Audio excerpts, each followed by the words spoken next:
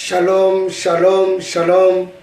Que Dieu soit loué, que Dieu soit glorifié. Namukona lelo, tokutani lisusu na poko na biso ya lelo, oyo ezali soirée ya parole. Nous bénissons le Seigneur pour notre soirée de parole. Et nous le glorifions, nous le disons merci au Seigneur pour cette grâce que Dieu nous a accordée encore, Dieu nous a fait encore pour cette soirée. Alors, comme on nous avait dit, et aujourd'hui, on va commencer vers 21h, l'heure de Paris.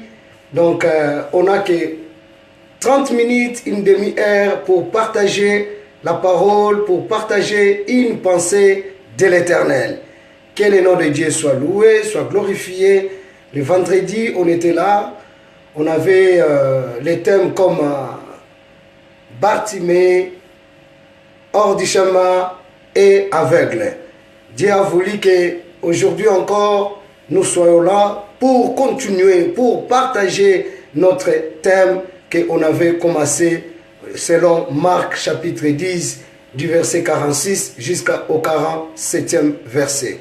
Que le bon Dieu nous bénisse, que le bon Dieu vous bénisse, là où vous êtes connectés, là vous êtes branchés pour notre émission La Parole du Soir. Nous voulons glorifier le Seigneur pour la grâce, pour le souffle de vie, pour la liberté de mouvement, pour cette circonstance que Dieu a permis encore que nous soyons ensemble, afin que nous devons partager notre pensée de l'Éternel. Bénissons le Seigneur pour commencer notre émission. Seigneur, nous te disons un grand merci. Merci pour le moment opportun que tu nous as accordé encore. Merci, Dieu, le jour-là, tu as voulu parler à ton peuple, mais la Bible dit ceci, sans le Saint-Esprit, nous ne pouvons rien faire. Alors que le Saint-Esprit nous guide, que le Saint-Esprit nous dirige, que le Saint-Esprit soit glorifié, que le Saint-Esprit soit béni, que le Saint-Esprit soit élevé ce soir pour notre émission, La Parole du Soir. Au nom de Jésus-Christ de Nazareth, nous ramenons toute pensée captive à l'obéissance de la parole. Merci Seigneur, merci pour ta présence, merci pour la parole de ce soir. Au nom de Jésus, c'est ainsi que nous avons ainsi prié. Amen. Amen. Amen. Shalom, shalom, shalom. Mes bien-aimés dans le Seigneur, que le nom de Dieu soit glorifié, soit loué, soit béni pour aujourd'hui. Alors, aujourd'hui, on est là pour continuer notre thème Bartimée, hors du chemin est aveugle. Alors, la dernière fois, on avait beaucoup parlé à propos de l'hors du chemin. Que Dieu bénisse tout le monde, que Dieu bénisse tous les enfants de l'église, que Dieu bénisse tout le monde qui a suivi ce message. Message béni, un message fort. Dieu a voulu que nous soyons et nous rentrons dans les chemins.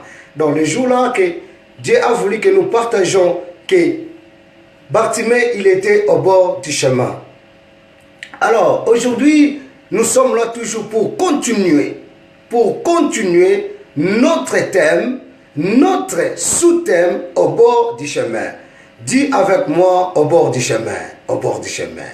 Que le Dieu soit loué, soit glorifié. On avait dit ceci, que ce thème, que cette exhortation, que cette parole est dirigée pour quelqu'un qui connaisse bien la parole de Dieu, pour quelqu'un qui connaissait la parole de Dieu.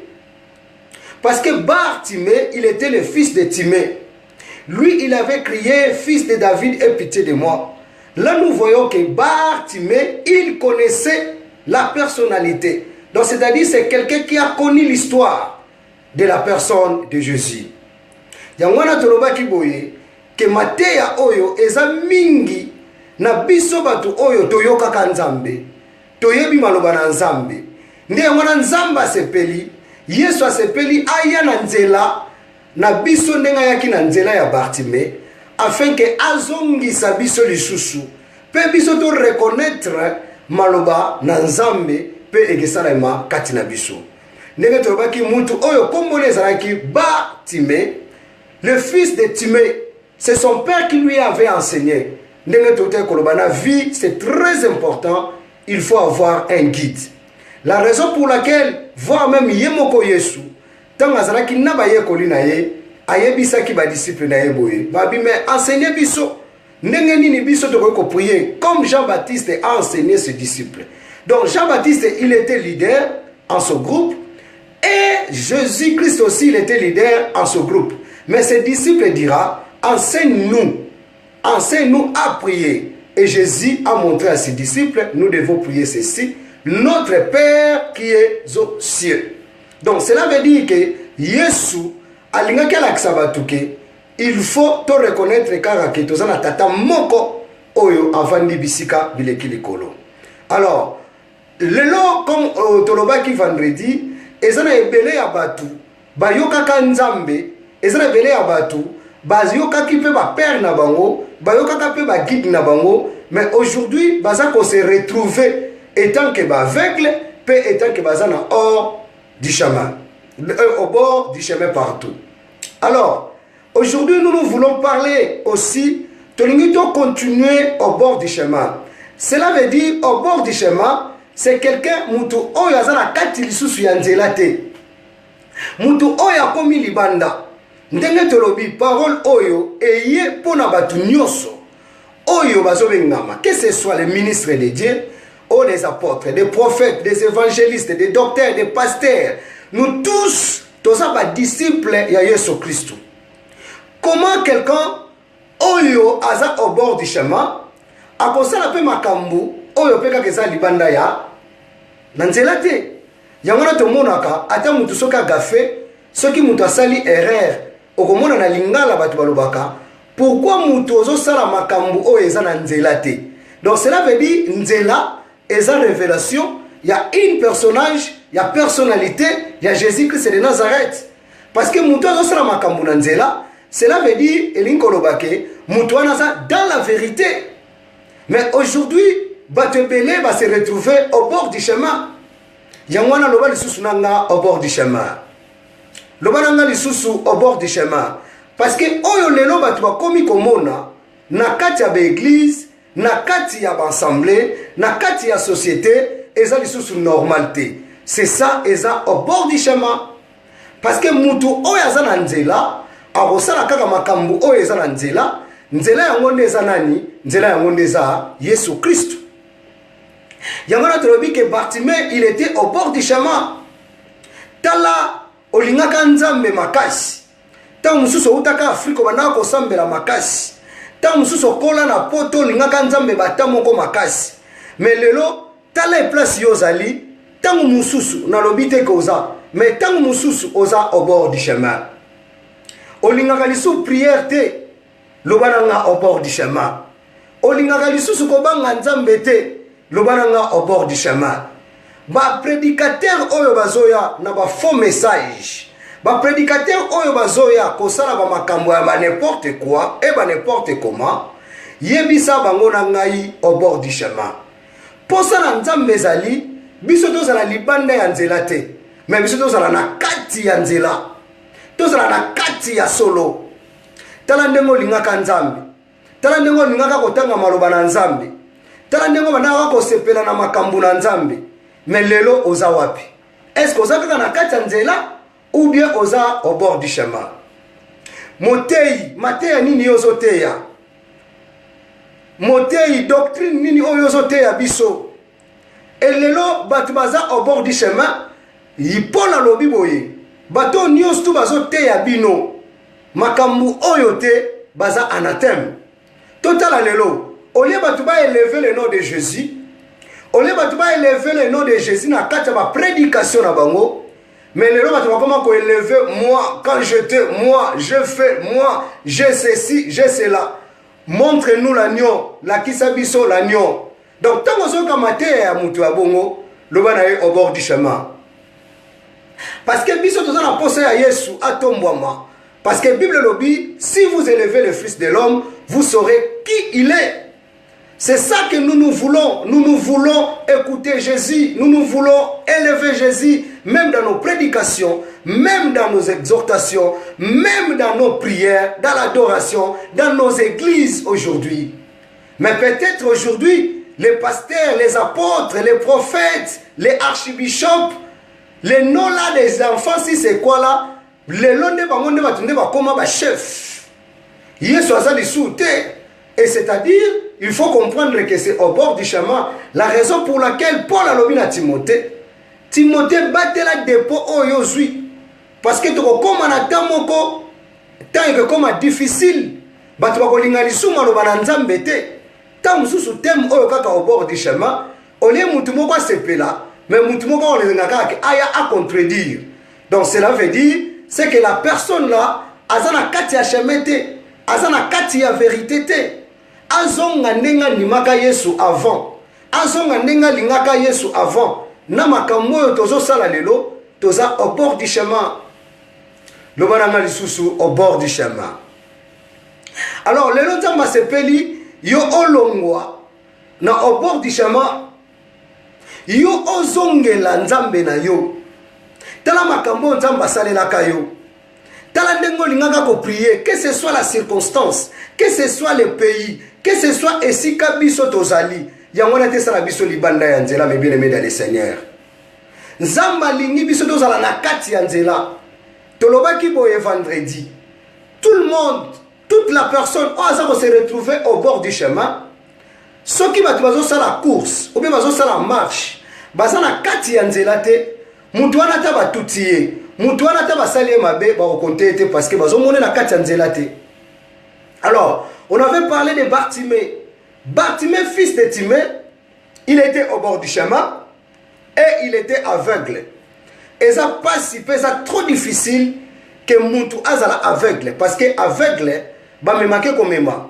Okoyo ko zana handicap ya likolo, okoyo ko zana handicap ya libumu, okoyo zana handicap ya linu, okoyo zana handicap ya soki ya esika nini, mais ya misu eza trop difficile.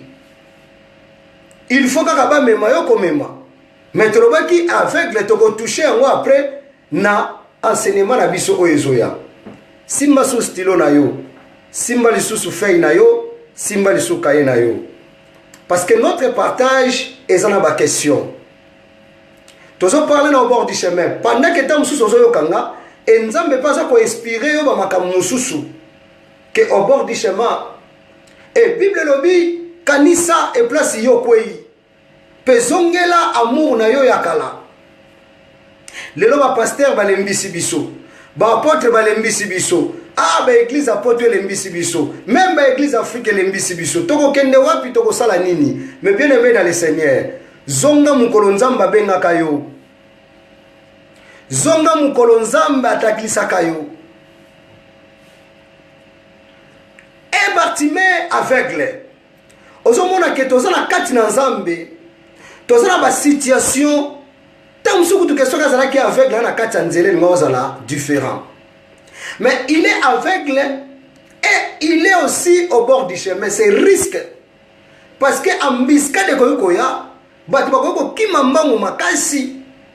Akokipe kokoya parce que azomona te. Boni ebele lelo. Oh babengami baza ba leader mais baza ba aveugle, mais baza ba Bartimée, ba fils de Timée. Baza ba leader, ba fils ya batu moko boye mais aujourd'hui sont aveugles. Mais lelo tolingi to partager encore na au bord du chemin. Totala lisusu mutu moko Yesu asepelaki koya na nzela na ye oyo azongisaki ye. Le jour là Bartimée a trouvé grâce que Jésus a traversé encore. Nesika bango bandai kozala. Ba aveugle bazala ke belé, ba handicap bazala ke belé. Lelo Yesu soka sepeli ke azonga na nzela ya liloba na ye pa na yo kumisa na nzambe pambola nzambe loba ke nzambo lingaka ngai. Loba nanga amen. Pesa nga ame moko bien. Ame moko mulai pona avancer. Nzamba pambola yo. Yoka Bible lobby le jour là que Jésus a continué à moka ya Jéricho. Il a vu un homme, il s'appelait Zaché. Zaché, aujourd'hui, on ne va pas parler de la taille de Zaché. Dans un attente de la taille à Zaché. Mais nous, on est là au bord du chemin. Dis avec moi encore, au bord du chemin. Mais Jésus a voulu que le jour là, Zaché a moniqué, Toza na Luc chapitre 19, na verset 5, na verset 4 jusqu'au verset 6. Jacha moni ke batu bazoleka ebele. Kaka na nzela eza moko, mais bien dans le Seigneur. Nzela koko me makaka batu et na nzambe eza kaka na Yesu Masiya. Nzela oyo koko bikisa biso eza kaka Yesu Kristo. Mais jache na mayele na ye ya mabe. Abandi ko bakisa mayele mususu. Tala lelo place ngana o lelo tozo partager. Simba so stylo bien. Le baranga augmentation. Le baranga encore augmentation. Le baranga lisusu augmentation. Augmentation. Jache pona e abakisi. Alobi non. Il faut ngana longwana nzela o batu bazokende. Oui, tote yango na ba stratégie na ba lolenge batu nyonso bako komona ndenge moko te. Oui, bien sûr. Mais aujourd'hui, tant que Jésus-Christ a vu Jache likolo ya nzete, Jache luki nzela na ye akende likolo ya nzete. Yesu ayebisa Jache, nga lelo na yo tozali lobana ngai kita. Lobana ngai kita. Yesu amoni ke amona Jache likolo ya nzete, akoka pe ko bikise place Jache azalaki na likolo. Mais Jésus a trouvé bon de faire descendre Jache. Azonga na nzela akitananu. Aujourd'hui, c'est qui nous a tué Bisso. Aujourd'hui, c'est qui a tué l'église de Dieu. Aujourd'hui, a tué le peuple en Zambelelo. Aujourd'hui, a tué le loba serviteur parce que baza likolo. Mutu moko ta kokoza na likolo Yesu. Mutu moko ta kokoza na likolo Nzambe. Bible bengie, il est le sublime. Notre Père qui est aux cieux, non au ciel, mais aux cieux. Donc, il est Adonai, il est Elohim. Mais aujourd'hui, les lois va commis au bord du chemin parce que va augmenter ba mayele na bango ya mabe. Ba commis likolo. Mais les lois pour Nzambe zali kita. Dis avec moi descends. Descends, descends, descends, descends. Dis avec moi descends. Parce que mutu aza likolo. Mutu aza na nzela mususu. Yesu ko sepelate que mutu aza na nzela wana. Alors, Jésus-Christ, il a voulu montrer à Jache de descendre na nzete wana ya Sycomore, ya kozongisa na kati ya nzela. Que ce soit batu baloba ke adefa kitai, parce que Jache ayebaki maloba na Nzambe. Yango na moni exhortation oyo mateya oyo eza pona bato bayokaka promesse, pona bato bayokaka ke tobanga Nzambe, pona bato bayokaka ke Yesu akoya un jour, pona bato bayebi ke il faut sambela ka mikolo nyonso, pona bato bayebi ke il faut tanga ka Bible, il faut yeba maloba na Nzambe. Mais lelo linga kotanga Bible te, olinga kalisuko koyoka maloba na Nzambe te, c'est que ça au bord du chemin. Et lelo eza na bato mususu ba mata et posa Nzambe zali kita. Posa Nzambe zali batu ba kita, bazonga na nzela. Comment expliquer mutu muso akoloba ke ngabo hote ya nganini? Ah papa, ah maman. Bible sogelo bi que la foi vient de ce qu'on attend. Ce que nous attendons, c'est la parole de Dieu. Bana kutu oyo biso to botaka. Où était le premier jour? Moi nozo ko lycée ozolo bane kaka, ote ya ke kaka, ote ya ke kaka, ote ya ke kaka. Atoza na mwana ya 50 ans. Mais ozote ya kaka mwana na yo. Mais lelo tellement comme gourou, tellement comme chef ce qui suprême, tellement comme or que il y a un chef na makambo Nzambe talanga iloba na ngai ke eza na chef moko. Likolo ne mutu muso azalaka te eza kaka Yesu. Yango na lelo Nzambe atindi biso tolongo au bord du chemin, to matate mais to kita. Parce que Bible lobi soki ya mati biso to kiti. Oh, kombore ke tombama. Yamana ngana sepela kana nzembo ba embaka. Matanga na kita po yozali Nzambe ngana yoza Nzambe yoza mokeli. Mutu msala bingana osambela lisusu te. Ngana osambela lisusu te. Pourquoi ngana sambela? Nala na Gilles azote aote nganini. Donc tellement mata akoma déjà. Ne, dans le comité. Ne, dans le comité. Au bord du chemin, kita. Yesu azo yebisa o kita. lelo oza lokola jaché oza mutu oyebi maloba na nzambe parce que ntango okutana na yesu yo nde mutu okoloba na ye ke soki nazwaki biloko ya bato nakozongisa yango deux fois. Ah donc c'est que yo oyebi la loi ya nombre, c'est que yo oyebi la loi. Mais pourquoi yo mutu oyebaki loi ozoluka omata nzamba moni yo soki komata ya jaché ezalaki ya bien po yesu amona ye yo komata na yo wana oyo koma wana et place wana yo koma wana eza ya mabe oza au bord du chemin nzamba aza na poso zonga loba nanga susu kita nzamba pambola yo, nzamba pambola yo na pokwa na lelo ozo pambola mana nzela liloba na ye nzamba pambola yo koma komata na yo lelo ndenge yo mata wana otikala olie epousse bato basambela nzambe makasi bato bakoma kobeta mabaku bato bakoma kolela non toza ba simple serviteur nzambe oyo abengaka yo wana tala ntango nzambe abengaka yo liboso tu étais un frère obanaka kobanga mabe obanaka kobanga makambo ya makelele ozalaka frère en Christ que ce soit le ministère nzambe apesi biso nous tous nous sommes des disciples de Jésus toza ba disciples ya Yesu toza bana ya nzambe mais tala lelo soi-disant pasteur soi-disant apôtre soi-disant mwana nzambe soi-disant soki kombo nini bapesa yo conseil lobi nga ndenge naza boye jamais nakoki kokita ndenge bana kini balobaka ja nakoki kokita yo kita te yo nani soki yesu aza mokonzi na yo kita papa kita gumbama kita na prière kita na jeûne kita na kobanga nzambe kita na kotanga bible Paul alobi ke biso ndenge toza boye nous connaissons en partie toyebi à partie et lelo nzamba sepelaki na au bord du chemin na biso tozo partager lelo biso tolobelela augmentation peut tolobelela descend au bord du chemin ngata musu na kokozala na exemple muke ngande kona bino na zote ya bino mais yo tam so kokozala na exemple belé oyo le Saint-Esprit aza ko inspirer yo na tango oyo oyo zomona bato ebele lelo bakomi na sommet bakomi likolo e na likolo na bango esali ke bakoma au bord du chemin mais yebisa bango ke yesu alobi kita yesu aza na poso kita ozonga okita na se parce que osalamaki na se ye nde fo arenie na bomoi na biso tika ete ke yesu arenie na bomoi na nga tika ete ke yesu arenie na vi na yo tika ete ke yesu arenie na famille na yo tika ete ke yesu arenie na kati ya ndako na yo tika ete ke yesu arenie na kati ya ministère na yo tika ete ke yesu nde mokonzi yesu nde mokonzi yesu nde mokonzi biolobi car l'humilité précède de la gloire bato babengamaka bana nzambe lelo lelo patience fruit de l'esprit eza lisusu te. Tout le monde a comme Samson.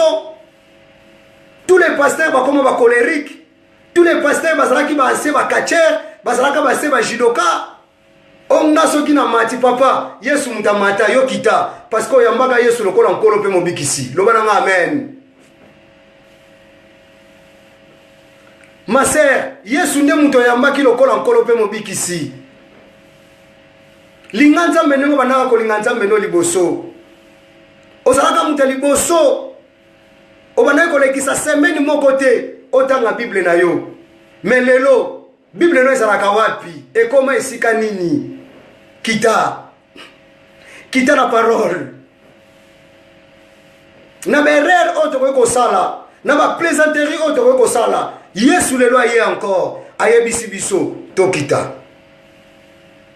non tozokende wapi tolingi tokoma banani tala makambo lelo koma osala manebe église soki tolobi tosakoli oh boye tokende tozonga papa tango yambaka yesu lokola nkolo pe mobikisi yo kolata chapeau na église ata kutu na kati école mutu atelemi liboso bato bino bato boteyaki biso ba éométique bino bato boteyaki biso ba tique totelemelaka basango totelemelaka bango babeboye na boye lelo ezongi na baeglise ya réveil seke eza eglise ya pongi bagénération bato mosusu ebeba ba génération ati musu bakotaka na kati ya makambo oyo tokende tozonga soki lisumu eza bien et pourquoi force ya repentance eza wapi force ya évangile eza wapi donc tellement yoza pasteur suprême baloba na yo olingi oyoka te kita papa yesu ana nzela na yo. Oui, souvent, Bible lobi ta onazalaki mwana muke na noka lokola mwana muke. Mais tango nakoli na noka lokola na komukolo. Ezala biloko mususu oyo biso to kondanaki, mais lelo biso mo tozo sala ngo. Tozonga, est-ce que nzamba bengelaki biso na makambo oyo? Yo oza mwana nzambe, tala langage na yo. Yango no moni nzamba sepeli. Facebook na yo, WhatsApp na yo, Viber na yo, ezaka kate pona kotonga ka batu chaka te. Mais eza ponzamba lingi pe ba émission ya boye salamaka ya parole. Ozana ndako libala tala ndenge répondaka mobali na yo, mama kita. Lobana nga masere na kiti. Poza mwana nzambe. Oza mwasi babala. Oza mwasi oza la kati ya ndako. Mobala mati, yopo mati. Siko nani mobali nani mwasi. Ona poto égalité te. Nous sommes des Bantous et nous sommes des enfants de Dieu. La femme, soyez soumis à vos maris. Bozala soumis na mibali na bino. Mubali pe lingono bateke soki mutaza soumis envers yo a comme esclave na yo. Asa esclave na yo te. Lelo bino wa papa bokoma ba tigre, bokoma ba lion, bokoma soki banani. Non! Okoki pe ko senga pardon pa mwasi na yo, okoki pe ko senga mwana no pardon. Yo papa mobimba orgueilleux numéro 00 kita papa kita yesu nde muta reni na kati ya couple na bino oyo nyonso yozo sala yeba ngo kozo prendre mwasi na yo yeba kozo prendre pe mwana na yo lobana nga to kita yesu atali jache amoni nzelo nga nazo tambula ezala mutu muso aza pembeni abina ekita donc ali yesu ngala sa jache yo kita po ozonga na nzela tika nzambe apambola liloba na ye na parole na biso ya lelo ya soir soko moni na yo ya prière o seri moko lingaka kita na prière kita na parole toza wana na enseignement.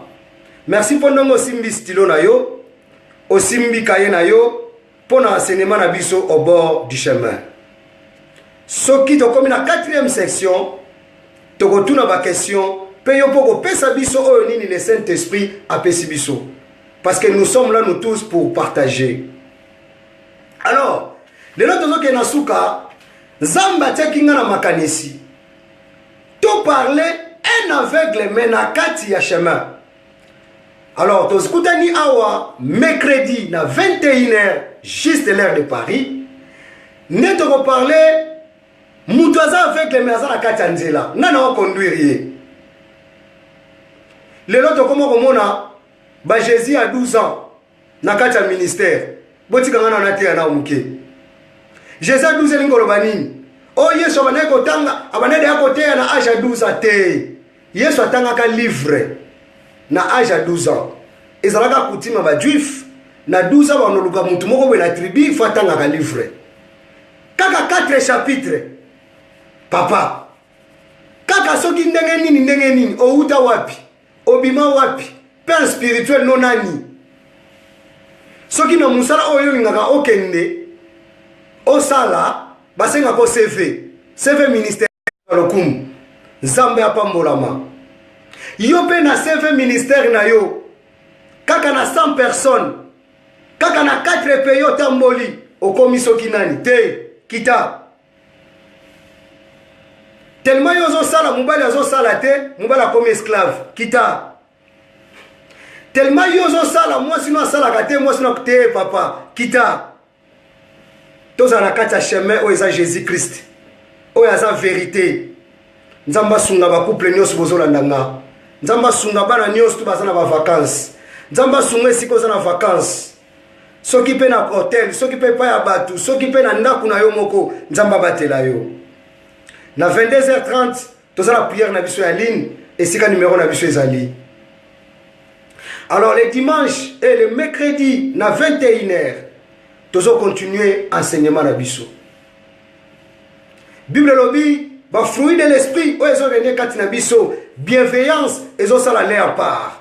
Humilité, ezo sala le à part. So comme on dit mutazala suna humilité te, aza suna bienveillance te, yebisa ye akita, c'est kaza au bord du chemin, aza la katia nzela te. Tant azala kana nzela, tant azala kana nzela, tant azala kana nzela, abana kosala ba makambo wana te. Soki na lobaki ke mutu nyonso ata soki azonga kende kosala batunaka ye CV na ye mpo bayeba esika nini oyo ya uti. Yango nomoi na kati ya ministère mpe lelo bato mosusu bakoti na nzela te. Outi wapi? Yango wana nalobaki elekambo wana obimeli esika nini? Soki obima place ya Nzambe, yango wana nalobaki landanga bien, nalobi tote ya Bartimée, donc fils de Timée, donc mwana nyonso azalaka na tata na ye koyokisa esika outaki soni te. Mes bien-aimés dans le Seigneur, kofingisa papa na yo te, kofingisa église na yo te, kofingisa pasteur na yo te, kofingisa apôtre na yo te, kofingisa prophète na yo te, kofingisa docteur na yo te.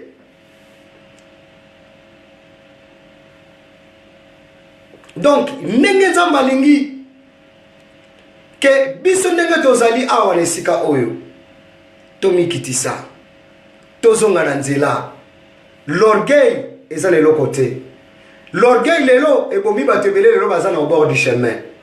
Tosambela na osambela te. Toyoka maloba na Nzambe na kokende nango wapi? Nzambe apambola liloba na ye na pokwa na lelo. Pour la parole na biso to continuer au bord du chemin. Tokutani mercredi na 21h pile heure de Paris. Mais l'une de biso la prière ils ont continué pour la prière, pour la question. Yondeko o toza ensemble na kati ya séance au bord du chemin. Zala na stylo na yo, zala na cahier na yo, zala na babiloko na yo nyonso pe bongisa ba question, bongisi na biso pe partage o ekeba ko pambola biso. Pour ça Nzambe za tokita. Yesu amonaki jaché libanda. Amonaki likolo nzete abine kita. Donc cela veut dire Yesu azali na posa zonga. Bartimée, fils de Timée au bord du chemin. Mais ayebaki maloba na Nzambe. Paul, oyo azalaki Saoul. Abandaka pe kozala na kati ya nzela. Azalaka pe na banzela. Oyo abandaki pe kokende koboma bato. Mais nzela nini? Il était au bord du chemin. Les deux disciples, dans nzela ya Emmaüs, bazalaki pe na nzela, mais ils étaient aveugles. Donc notre prédication est liée que Dieu a voulu que nous ne soyons pas au bord du chemin, mais nous soyons dans le chemin. Parce que Jésus-Christ, il est le seul chemin qui nous amènera au ciel et au Père. Ce que nous faisons aujourd'hui, si nous réalisons bien et si nous regardons bien, nous sommes dans le bord du chemin. Nous ne sommes pas dans le chemin. Nos comportements, nos langages, même si que nous sommes des enfants de Dieu, même que nous sommes des serviteurs de Dieu, est-ce que nous sommes dans les chemins ou nous sommes dehors de la chemin? Nos prédications, nos doctrines est dans le chemin de Christ ou hors du chemin de Christ. Mais la volonté de Dieu, Jésus a voulu que nous soyons dans les chemins. La raison pour laquelle, même si le jour-là, Jacé a voulu voir Jésus, il est allé vite monter dans les sycomores. Mais Jésus a voulu que Jacé descend. Donc Dieu a voulu que nous soyons humbles. Nous soyons dans sa parole, nous soyons dans son chemin, afin que nous ayons la vie éternelle. Que Dieu bénisse sa parole aujourd'hui. Que Dieu bénisse chacun et chacune de nous. Nous allons prier pour clôturer notre parole du soir. Seigneur grand Dieu, nous te bénissons. Merci pour la parole. Bénis chacun et chacune de nous. Bénis tes enfants. Aide-nous, cher Saint-Esprit, de rester toujours dans le chemin. Le chemin, c'est toi, Jésus-Christ de Nazareth. Donne-nous encore la force. Donne-nous encore la force, donne-nous encore la révélation de te suivre. Que Jésus-Christ règne dans notre vie comme Seigneur et le seul Sauveur. Dans nos foyers, dans notre maison, dans notre pays, dans notre émission, que Jésus règne. Que Jésus-Christ règne dans ta vie, que Jésus-Christ règne dans ton foyer, que Jésus-Christ règne dans ton ministère, que Jésus-Christ règne encore dans notre vie, car il est le seul, unique Sauveur de l'univers. Que Dieu nous bénisse, au nom de Jésus. Amen. Tout le monde a dit dans la prière, à 22h30, na ligne na biso oyo affiché na Facebook, ba question, ba partage, ba témoignage, nzamba pambola biso. Mercredi prochain, nous allons continuer au bord du chemin. Aujourd'hui, nzamba se félicite biso, tokita. Et le mercredi, nous sommes là, to parler, bat bazaba aveugle, mais bazana katanzela. Bazotambola nini. Les gens sont aveugles, mais dans les chemins. Comment ils sont en train de marcher? Que Dieu bénisse sa parole. Viva Jésus, viva Jésus. Tozana nzamba mobimba. Amen.